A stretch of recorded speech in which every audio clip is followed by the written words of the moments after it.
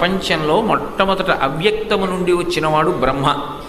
బ్రహ్మకి వచ్చినటువంటి ప్రజాపతి మరీచి. ఆ మరీచికి పుట్టినటువంటి వాడు కశ్యప ప్రజాపతి. ఆ కశ్యప ప్రజాపతి యొక్క కుమారుడిగా వచ్చినవాడు సూర్యుడు.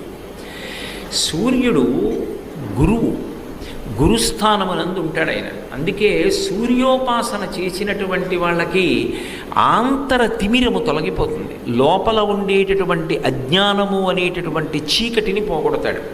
మీరు చూడండి, లోకంలో భయమునకంతటికీ కూడా కారణం ఏది అంటే చీకటి ఒక్కటే. అసలు నిజానికి చీకటి భయకారకం.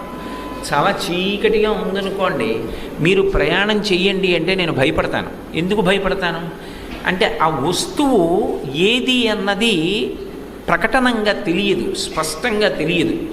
ఎప్పుడైతే వస్తువు యొక్క యథార్థ స్వరూపము అవగతము కాదో అప్పుడది భయహేతు అవుతుంది.